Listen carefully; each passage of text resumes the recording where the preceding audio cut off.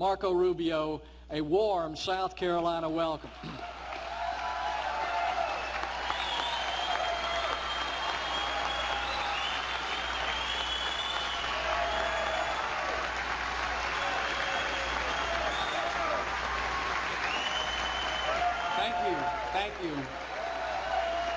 Thank you.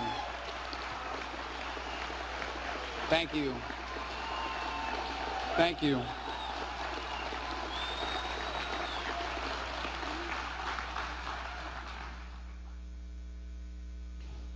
I hope I don't need a drink of water during the speech. That's a long reach down there, but you'll forgive me. Thank you so much for this opportunity to speak to you today. I'm really honored and privileged to be here with you. Let me begin by recognizing a few people. Chairman, thank you for inviting me. I'm grateful to you. Thank you for having me here today. Thank you for all of you for coming. Thank you for all of you for coming. There are still some people back home. I told them I'm coming to South Carolina. It was tomorrow to speak, and they're like, well, why do they care what you have to say? So I'm grateful that you guys do, and that you would give me this opportunity to speak to you today. Your House members, all 5 of them, the Republicans, do a phenomenal job. They were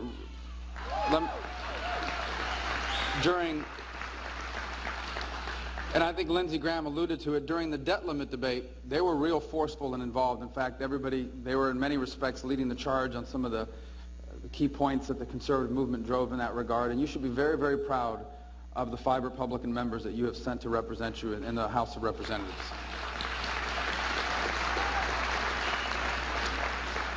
To Lindsey Graham, thank you for those very kind words. I did not know Lindsey well before I got elected to the U.S. Senate. Have had an opportunity to work with him on foreign relations issues and foreign policy issues. Got a chance to travel with him to Libya, which was a unique experience to go there and see pro-American graffiti in an Arab country in North Africa on our behalf. A reminder of how extraordinarily powerful the American example is all over the world. And there was no pro-Lindsey Graham graffiti in Libya, but we're working on it. All kidding aside, Lindsey, thank you for your friendship and your leadership and the example you show us, especially on the national defense issues, where you're such a leader on behalf of our military and on behalf of America's role in the world.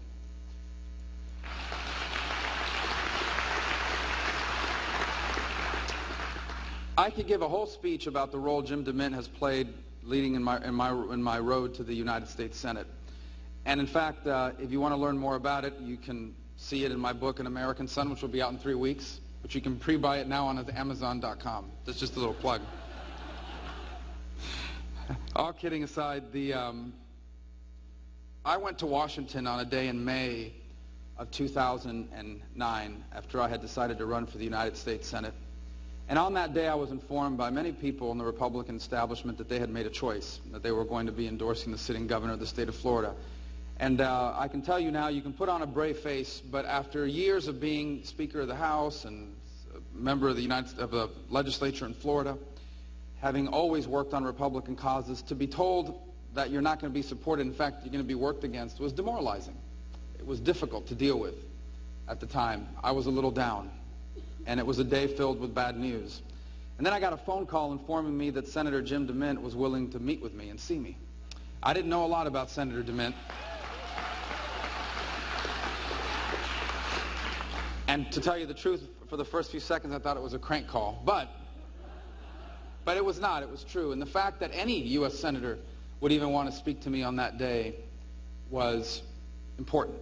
And it lifted up my spirits. I'll never forget calling home and telling my wife I had met with a senator who had encouraged me, and a few weeks later he endorsed me. I can say this to you without any exaggeration. If Jim DeMint had not endorsed me, I would not be a member of the U.S. Senate today.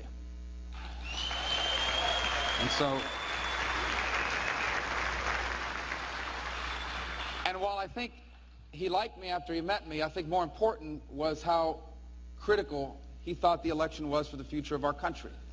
And it wasn't just me who he helped get there, it was other members, some of who he's mentioned tonight, whether it's Rand Paul or Mike Lee or Ron Johnson or Pat Toomey. And I can tell you the U.S. Senate is a different and better place because of the leadership he showed in 2010. So Jim, thank you. So what I wanted to do tonight for a few moments is talk to you. You know, being here tonight is an extraordinary honor. The truth is, all joking aside, you guys could have anybody. The South Carolina Republican Party could have anyone in the country, any prominent Republican in the country come and speak to you. The fact that you would choose me to do this tonight is an extraordinary honor.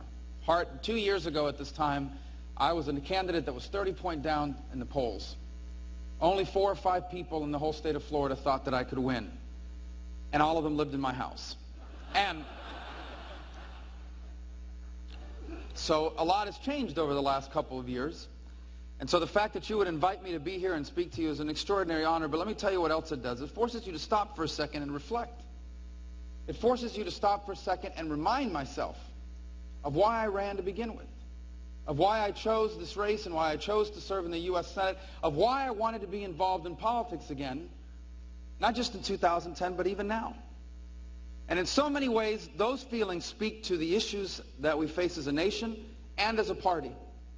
Now, you know the important and unique role that this state plays in Republican politics. You know the important and unique role that you play in American politics. And so I think there is a special obligation on Republicans in South Carolina to fully understand and embrace how important this election truly is in 2012. Now, every election is important. But I hope that in the next few minutes I can make an argument to you that the elections that we have this year are so extraordinary and consequential that it justifies a sense of unity as a party unlike anything we have ever done before. It's normal in politics to have rivalries. It's normal in our party, a big tent party, a more diverse party than the Democratic Party is, a party where there are differences of ideas and views. It's important for us to have these differences in these debates, and that's why we have primaries, and that's why we have elections, and that's why we have elections at the committee levels. This is an important discussion which improves us and constantly allows us to renew ourselves. But what I want to leave you with tonight is a sense that the stakes in this election are so extraordinary that unlike ever before, the Republican Party at this moment needs to be more unified than it's ever been with a singular purpose, and that is to change who occupies the White House and the majorities in the United States Senate.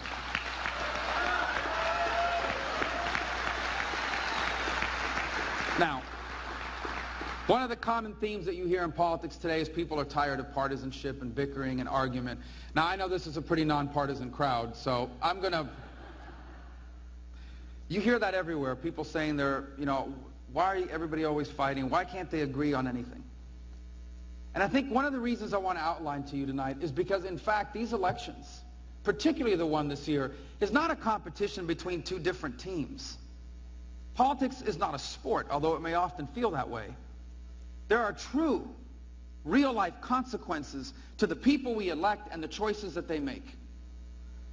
And this debate that we're having today in America is literally a debate between two very different views of the role of government in our country and the role of our country in the world. And so there has to be a debate. There has to be an argument. Because there are two very different views of what government should mean in our lives and what America should mean in the world. And in the end, this election is nothing less than a choice between those different views. And whatever choice we make is the one that generations of Americans will have to deal with and live with. And it will impact people not just here, but all over the world. Now, in order to understand the choice before us, it's important to remind ourselves of who we are.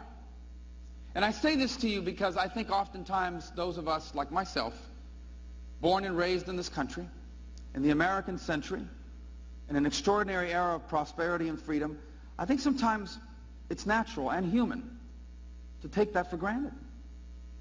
Maybe to come to believe that this is the way it's always been, and this is the way it is everywhere. But it isn't. The life you and I lead, the freedoms and the opportunities, the prosperity that we've known, is not just rare, it's unique. And not just today, but in the course of human history. The truth is that almost everyone that has ever been born in the history of the world has had little to no role to play in choosing the people who lead them. The truth is that throughout human history, most societies gave people no voice or choice in who their leaders were. The truth is that throughout human history, all over the world, and even today in many parts of the world, where you will go in life, how far you will go, and what you will accomplish is determined for you before you are even born. For most of the people in the world and in the history of the world, your future is decided before you take your first breath. What did your parents do? Who's your family? Who do you know? How well connected are you? These things decide everything for you. You are trapped and you are limited by the very circumstances of your birth. This has been the rule, not the exception, throughout the history of the world. About 200 and some odd years ago, some extraordinarily intelligent and brave men decided to write something called the Declaration of Independence. Now, this was a political document, but the principles in that document were not really political ones. They were moral and spiritual principles. Simple principles, but profound and powerful. They didn't make these principles up. They weren't even the first to write about them. But they wrote them nonetheless. The principles were as follows. Number one, every human being ever born anywhere in the world is equal. Number two, that every human being anywhere in the world has certain rights, and that the source of these rights is not your government or your laws or your leaders. It's God. That every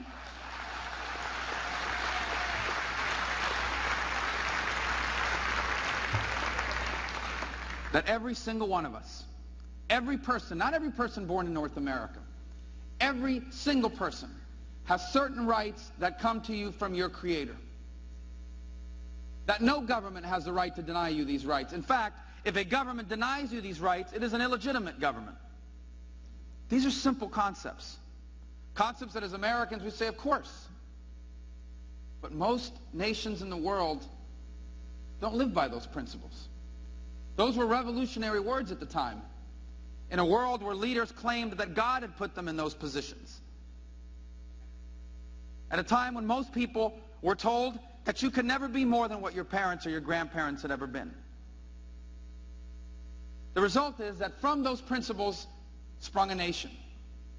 A nation that, living by these principles, led to a system of government and of laws that have provided us freedoms, political freedoms, unlike any that man has ever known. It also, by the way, created an economic system. For as much as our political freedoms and liberties get attention, it is our economic liberties that have provided for us a level of prosperity and happiness and opportunity that few people, if any, have ever known in the history of the world. The source of our free enterprise system finds its roots in the notion that every single person has a God-given right to fulfill their potential and pursue their dreams. One thing is to write that on a piece of paper. Another thing is to live by them. And still yet another is to be willing to die for those principles, and not just for yourself, but for other people and other nations all over the world.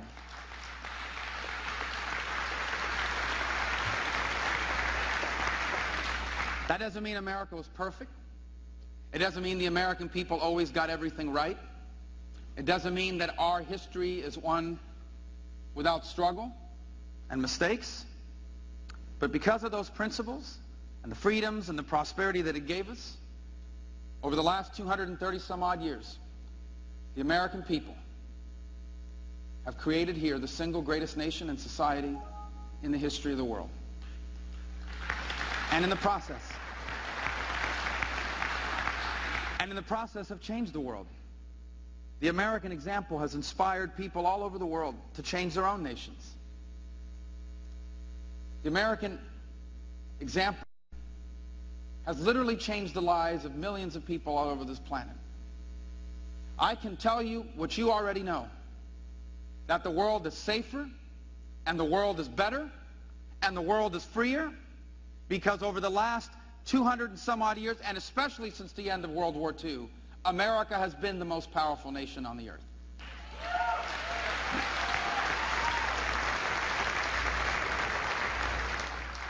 This is all true. To you and me, this is not even a topic of debate. We see it as fact. We know it to be true. And so, by the way, does much of the rest of the world. And yet this idea that somehow America is different and special and unique has always elicited doubt and giggles from some who observe the American political process. There are those in American politics today that really don't believe that. Now, they'll never admit it. You'll never see a candidate for president stand before a television screen or at a debate and basically say, America's just another country. Well, actually, maybe you will. But they usually try to avoid it. But their actions speak louder than their words. And it's in their policies that you truly come to understand how they truly view America. First, they don't really believe in the American free enterprise system, though they give lip service as if they do. They believe that free enterprise, while it creates great wealth and great prosperity, they believe it also creates great inequality. And so what it requires is strong political leaders to protect us from ourselves, to distribute our wealth and to balance our lives. They don't believe in American power. In fact, they don't think America should be involved around the world, and that in fact what we need to do is work more closely with extranational organizations who have their role to play, but not at our expense, and certainly not at the expense of our sovereignty and of our leadership. And it's in their policies that you come to truly understand how they view the role of government in our lives and America in the world. And that's the story of the last 3.5 years. Because the policies of the last 3.5 years are the policies of people that, though I do not doubt love our country, have a very different view of the role of government in our lives and the role of our country in the world. And their policies prove it. And so now the choice before the American people is consequential. Because if the current occupant of the White House, the President Barack Obama, is reelected, it will reaffirm this view of our nation. It will reaffirm this role of government in our lives and the role of America in the world. And so the choice we have before us today in 2012 is literally a definitional one. We are being asked to define, not just for ourselves, but for our children, for our grandchildren, and literally for the world, what kind of America this is going to be in the 21st century. Those are the stakes of this election. This is not about whether conservatives or liberals win. This is not about whether Republicans or Democrats win. This is about defining what kind of country we want and what kind of role we want it to play in this new century. And the debate is a fundamental one, because the policies this president has chosen to follow are policies that tell us that the essence of our greatness is our government and our political leaders. And while certainly government is important and it has a role to play, America's greatness has never found its source in our politicians. We're not a great nation because we've had great presidents, although we've had great presidents. We're not a great nation because we've had great senators or great congressmen, although we've had great senators and great congressmen. We have been a great nation because we have great people. It is our people that is the source of our greatness.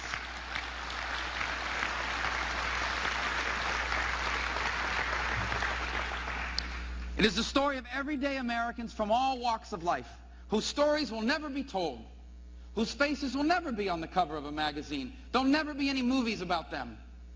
And yet every single day, in real ways, they are not just changing our country, they're changing the world. People that have a great idea and draw up a business plan on a scrap piece of paper, take all their money out of the bank and open up a business, and it works. And today thousands of people are feeding their families and have a job because that person took that risk. Everyday people from all walks of life who don't sit around and wait for the government van to give someone a ride to a doctor. They take their elderly neighbor in their own car to a doctor's visit because that's what Americans do.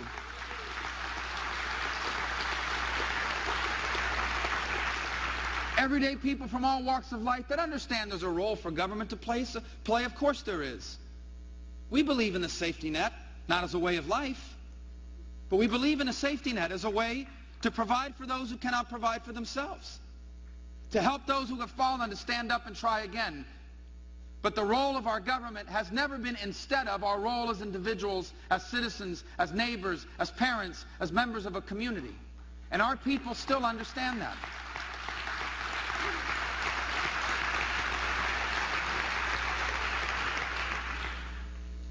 But sometimes our leaders don't, including leaders in our own party. And look, I can say this, that I understand that when you get elected, one of the things you want to do is make a difference. You see a problem and you want to address it. And as a U.S. Senator, there are really two ways that I, through government, can address an issue. I can pass a law, or I can create some government program. The problem is that sometimes, even if your intentions are good, these actions can be counterproductive, especially if you lose sight that at the end of the day, the true source of our greatness finds itself in our people and in the role they play in our communities. And when government crowds that out, it begins to crowd out the very true essence of what makes us different from the rest of the world.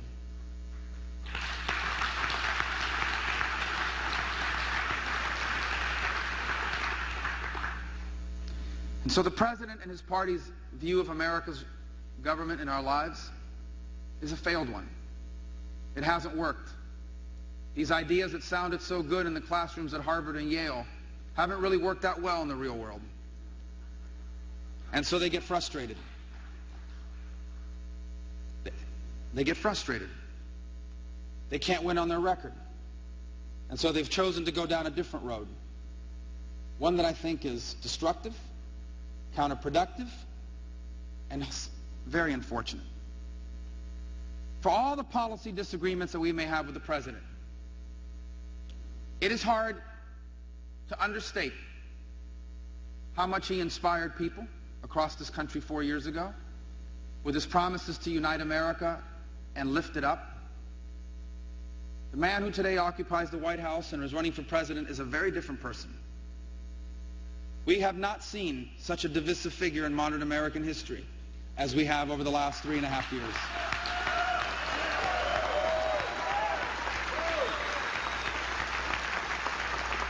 Sadly, because he cannot win on his record, the President has decided that he must divide us in order to win. That he must pit Americans against each other, because that's the only way he can get to 50 plus 1%. And so today, on issue after issue, cause after cause, the strategy that this White House and his party is employing is a destructive one that pits Americans against each other. Rich versus poor, men versus women. Never have we seen such an effort to divide the American people in an effort to win an election as we have seen today. And I'll tell you why it's so destructive. Because this is never who we've been.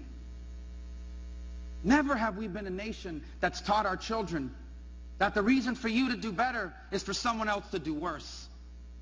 Never have we been a people that has taught our children or believed that the way for you to climb the economic ladder is to pull someone else down from the economic ladder.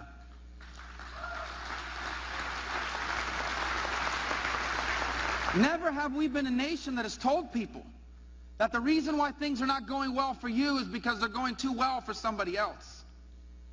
Never have we been a nation that takes our children and shows them the stories of those who are successful and teaches them to envy it instead of celebrate it. Never have we taught our people that the only way that we can do better is for others to do worse.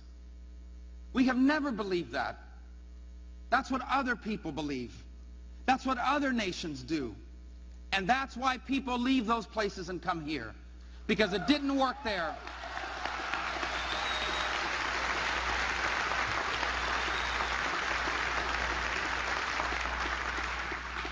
And so in an effort to win this election, they try to divide us against each other.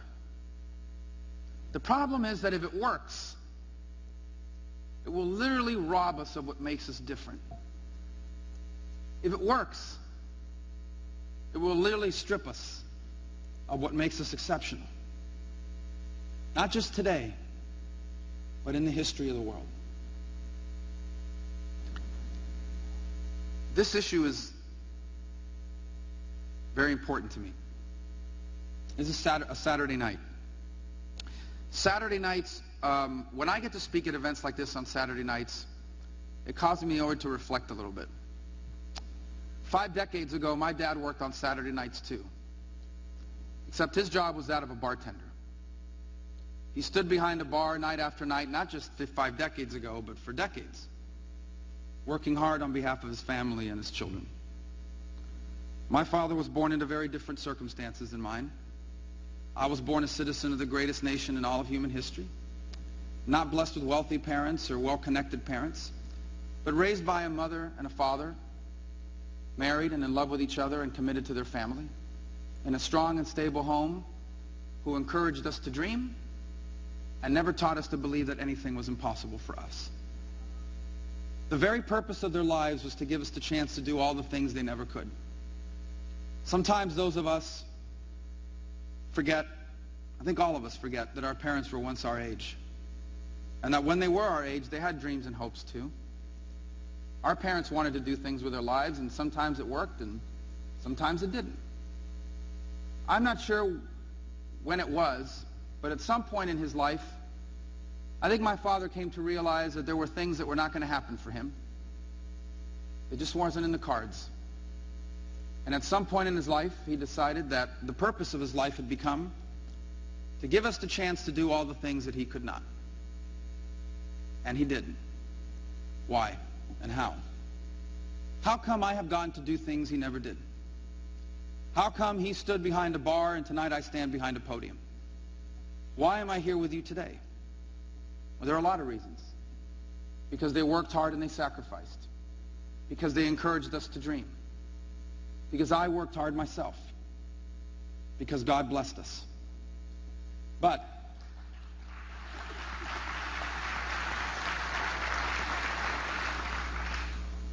the one that's impossible to ignore is the fact that God blessed me with the opportunity and the blessing to grow up in this society, where when you work hard and sacrifice on behalf of your children, it's not in vain. When you spend all your days and nights doing everything you can to ensure that the doors that were closed for you would be open for them, it's not in vain. That journey from behind that bar to this podium here before you tonight, it's my personal story as our family. But it happens to be our story as a nation. Because you see, every single one of us, no matter who you are here tonight, every single one of us can trace our history back to someone who made it the purpose of their lives to ensure that we would have the opportunities they never did. Now you see, people all over the world have those feelings. Men and women everywhere on this planet desire that. But only in a few places is it even possible. Only in a few places in the history of the world would hard work and sacrifice like the ones your parents and grandparents made, and like the ones that mine made, would ever have a chance to come to fruition. And this nation is one of those unique places where it was possible. And now the question will be whether we will continue to be that place. Will we continue to be the place where our economic system reflects that fundamental belief that it doesn't matter where you came from or how your last name is pronounced? It doesn't matter what circumstances you grew up in or whether you come from a connected family or not. If you work hard and play by the rules, anyone from anywhere can accomplish anything. That is who we've been.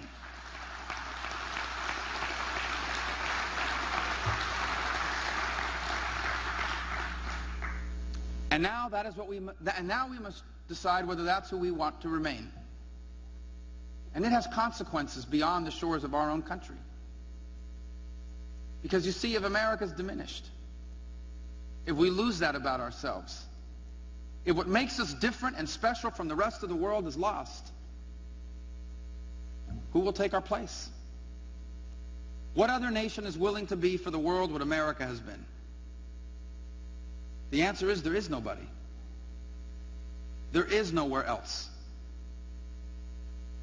If America is no longer the place that we have been, especially since the end of World War II, there is nothing or no one, no other nation, and no other people ready or able to take our place. The consequences of what we're deciding impacts more than just Americans. It impacts people all over the world. The American example is still an inspiration to people all over this planet who look to America and see people just like them accomplishing things here they would never to be able to do over there. And so they know it's possible.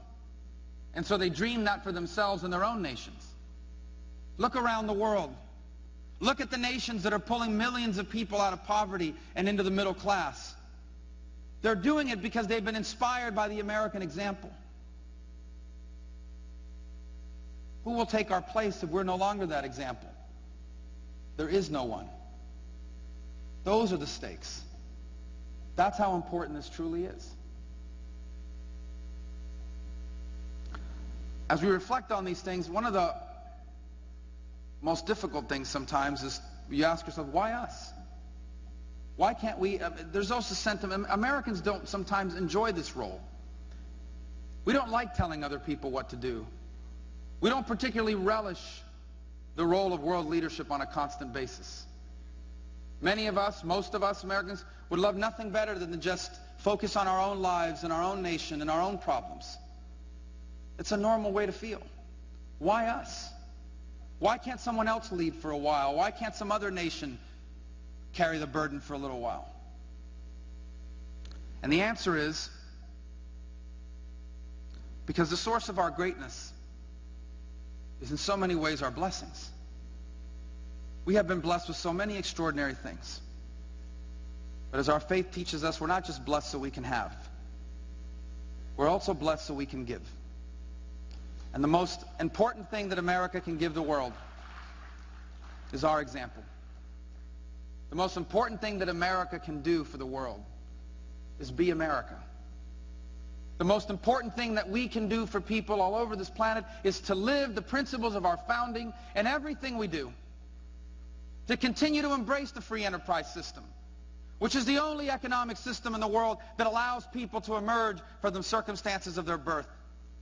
To continue to embrace the constitutional principles of our republic, which teach people that it is possible to be a great nation and still embrace freedom and democracy. These are the stakes of this election. This is truly what we are deciding when we vote in November, and not just for the White House, but for the Senate and the Congress, and even in local state offices. And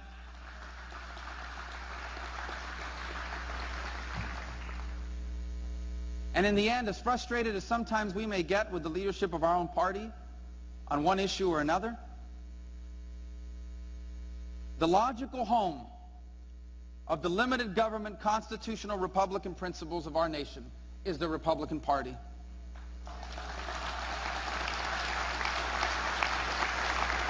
The logical home for the defense of the free enterprise system is the Republican Party. It is the only organization in modern American politics that is still capable at this moment of driving forward these concepts and these principles that are so important for our future, and requires us to unite behind it with a sense of purpose and focus unlike any we have had in our lifetimes. This election will truly decide in so many ways what kind of nation we will leave our children and our grandchildren. And for Americans, that's a special obligation. Because you see, none of us came here on our own. The nation that we enjoy today, the one that's giving you prosperity and opportunity, is the result of the hard work and the sacrifices and the choices of the men and women who stood before where we stand now.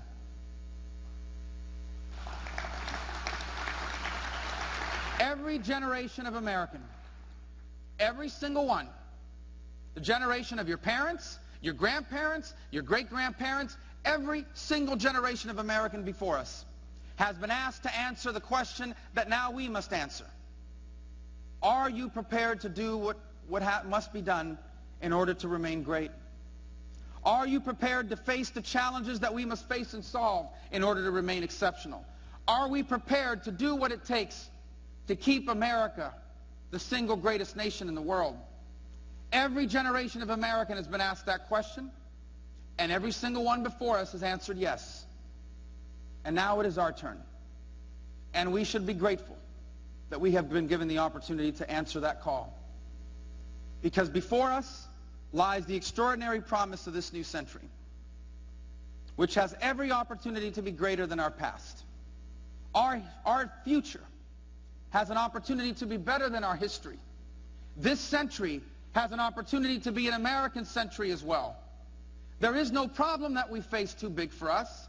There is no challenge before us that we cannot solve. There is nothing wrong with the American people. We are still the most creative, the most ambitious, and the most innovative people in all the world. We are still a collection of go-getters, the descendants of men and women who came here at some point in their history to build for themselves a better life that they could not do in the nation of their birth. The descendants of men and women who overcame the scourge of slavery and bigotry to stake their claim to the American dream. We are descendants of go-getters, every single one of us. That is our common heritage. That is our common destiny. To, as a nation, build a place here better than the one we've known in the past. As hard as that is to believe, it is possible, and it is within our reach. If only we are willing to do what those who came before us did. Face the circumstances and challenges of our time and solve them. And in so doing, ensure that the great story of America did not end with us. Thank you for the opportunity to speak to you tonight. Thank you. Thank you. Thank you.